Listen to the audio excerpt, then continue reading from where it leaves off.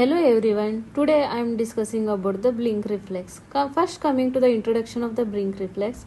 It is an electrophysiological test which tests the cranial nerves 5, 7 and their connections in the pons and the medulla. It is the electrical correlate of the clinically evoked corneal reflex. That it is similar to exactly the corneal reflex. Both afferent, efferent are almost similar to the corneal reflex.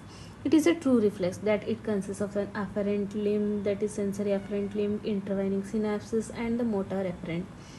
And then what is the uses of this blink reflex? That is where we can apply this blink reflex. It is used in facial or Bell's palsy, polyneuropathy, lesions of the fifth nerve, synkinesis of the facial muscles, hemifacial spasm, acoustic neuroma, lesions in the brainstem and spinal cord, multiple sclerosis, which is a demyelinating lesion, and Wallenberg syndrome. That usually the fifth nerve lesions, seventh nerve lesions, and then midbrain and the pons, which includes these lesions, this blink reflex is used. Then coming to the anatomy of the blink reflex, it consists of an afferent limb, that is the sensory fibers of the supraorbital branch of the ophthalmic division of the fifth nerve, that is trigeminal nerve, and afferent is the motor fibers of the facial nerve. Then what is this the pathway of the blink reflex? When we stimulate mainly the stimulation is given to the fifth nerve, that is the supraorbital branch. That while stimulating the ipsilateral fifth nerve branch, that is the supraorbital branch, these impulses are carried to the ipsilateral sensory nucleus of the fifth nerve, which is located in the mid pons, and the ipsilateral spinal nucleus of the fifth nerve, which is located in the lower pons and medulla. It will be elongated, it is big. It extends from the lower pons to the medulla. This fifth nerve impulses are connected to the ipsilateral sensory nucleus of the fifth and ipsilateral spinal nucleus of the fifth. This is important. This fifth nerve nucleus, both sensory and spinal, are only connected by the ipsilateral side. Then this ipsilateral, after relying here, they are connected to the ipsilateral and contralateral facial nuclei. Then these impulses will connect to the ipsilateral facial nerve and the contralateral facial nerve, and it blink occurs. Then coming to the what are these R1 and R2 responses? What are the difference between early R1 and late R2? This R1 is the early response and R2 is the late response. R1 is ipsilateral while the R2 is bilateral response. When we stimulate the right side, we will get R1 only on the right side. But while we stimulate the right side, R2 will be seen in the both right and the left side. And R1 is the disynaptic reflex and R2 will be the multisynaptic reflex. R1 is usually mainly due to that sensory nucleus of the fifth nerve and the facial nucleus in the lower point and tegmentum. This is only ipsilateral R1 because of ipsilateral sensory nucleus and ipsilateral facial nucleus.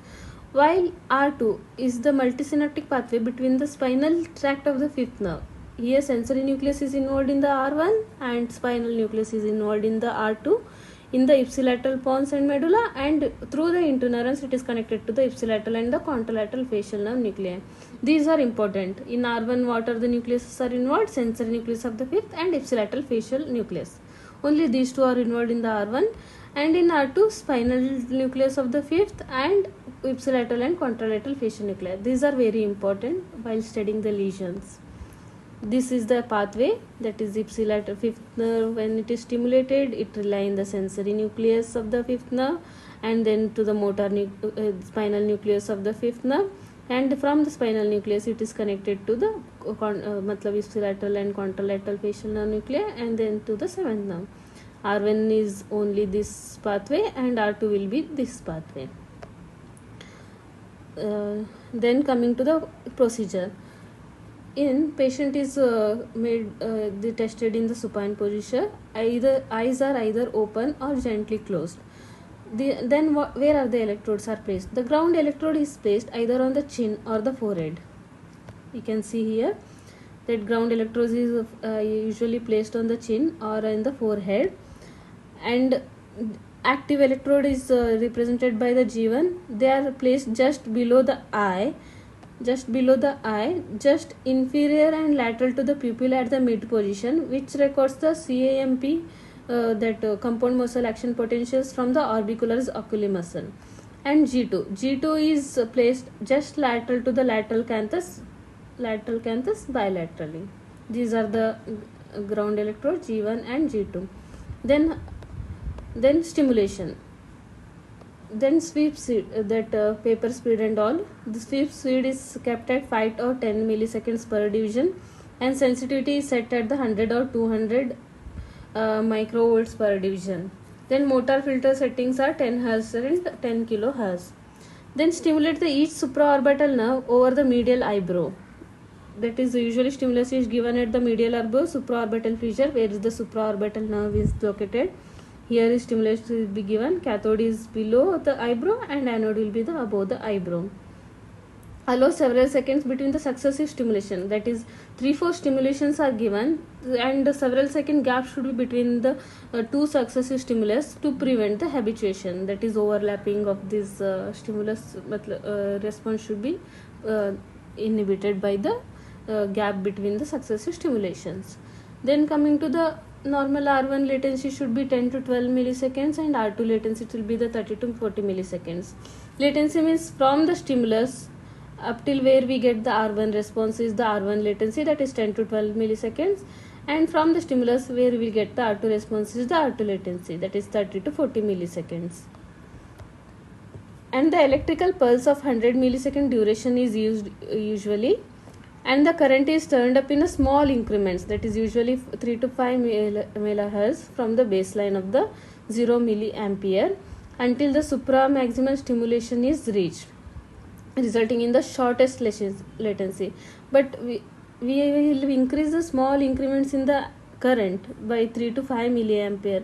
Why are increasing small? Because we have to get a proper recording. That it should be proper recording should be a shortest latency, that as possible as the latency should be short, and the highest amplitude potentials we should get. This is the target to get the proper graph. Then typically no more than 15 to 25 milliampere is needed to obtain the supramaximal stimulation. This is the maximum current where we get usually a normal graph. Then once supramaximal stimulation is achieved, 4 to 6 responses are obtained on the tracing and superimposed to determine the shortest response latencies. Then coming to the normal values. R1 latency should be less than 30 milliseconds. This is the normal value. And R2 latency, ipsilateral should be less than 41 milliseconds, and contralateral should be less than 44 milliseconds. Usually contralateral occurs slightly later than the first ipsilateral R2. The difference between the R1 latencies should be less than 1.2 milliseconds, and the difference between the ipsilateral R2 latency should be less than 5 milliseconds, and the difference between the contralateral R2 latency should be less than 7 milliseconds. Then coming to the patterns of abnormalities. These are usually used in the facial nerve lesion, fifth nerve lesions, and the pons and medullary lesions. First coming to the unilateral trigeminal lesion. Let us see here.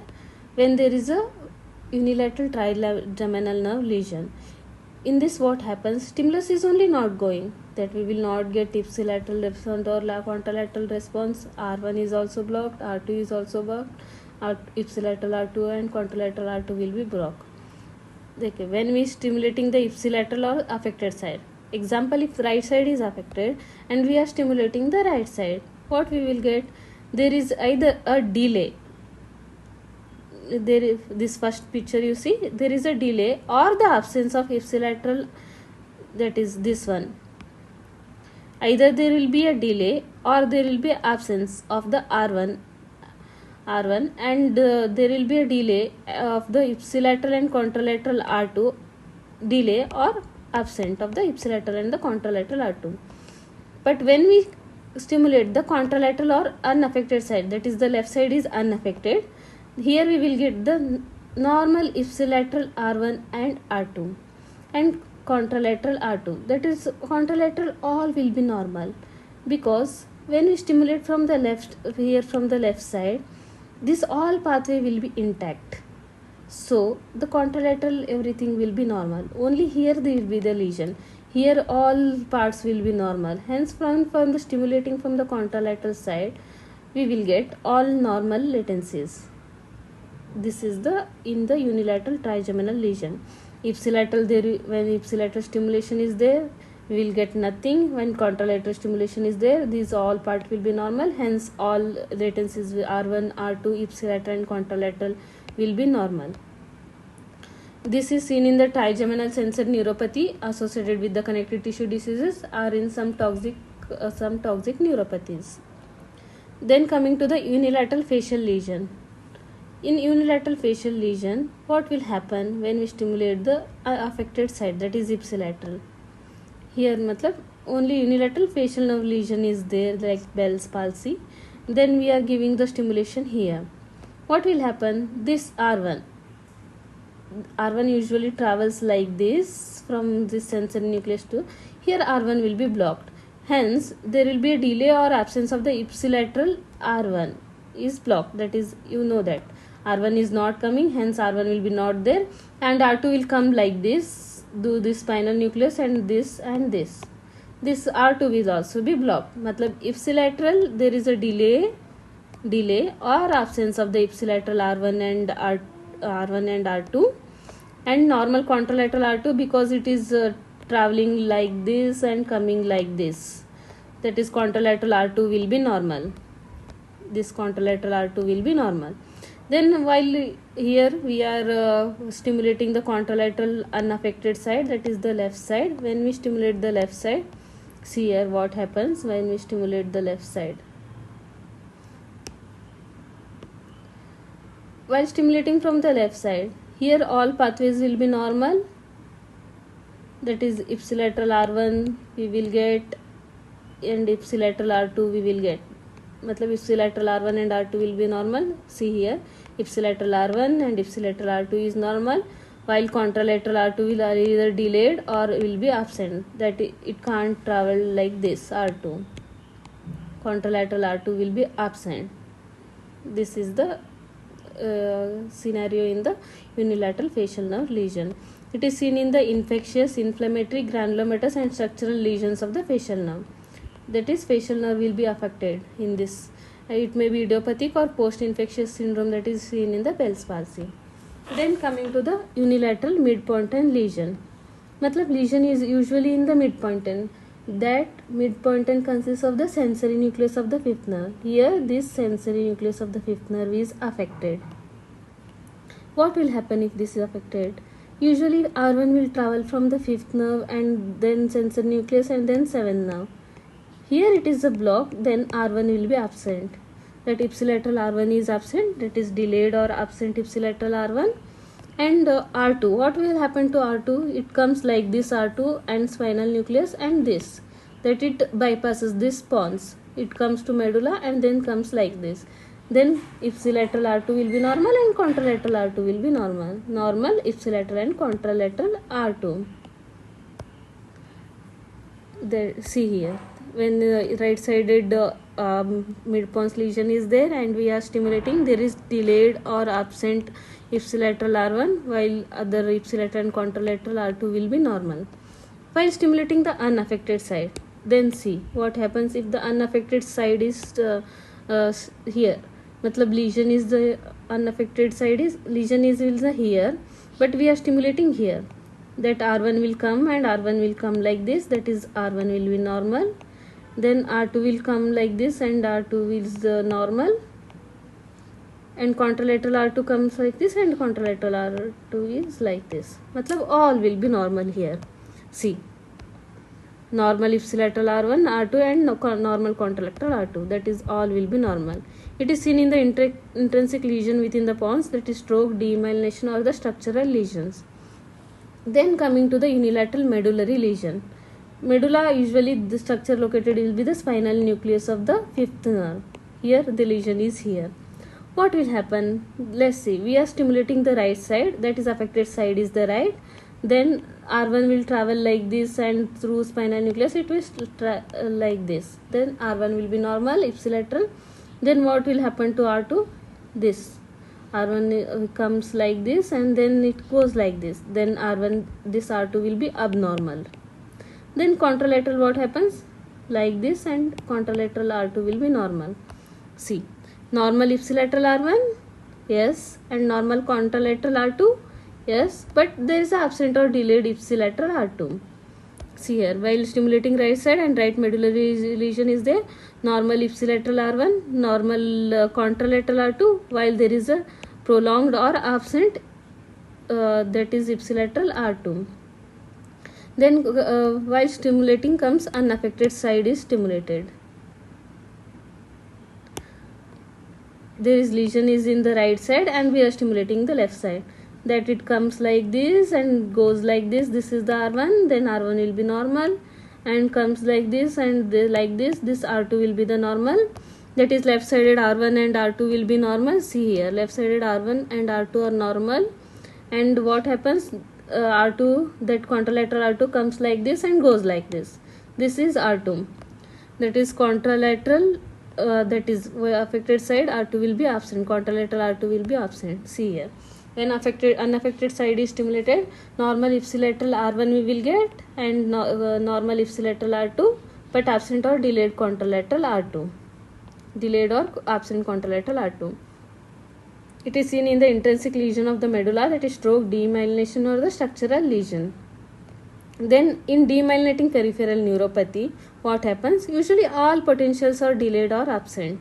That is R1 is delayed, R2 is delayed, R2 is delayed. Both sides is the same result will be there. That is all latencies are prolonged. R1, whether we stimulate affected side or unaffected side, there will be a delayed latencies. Thank you. This is about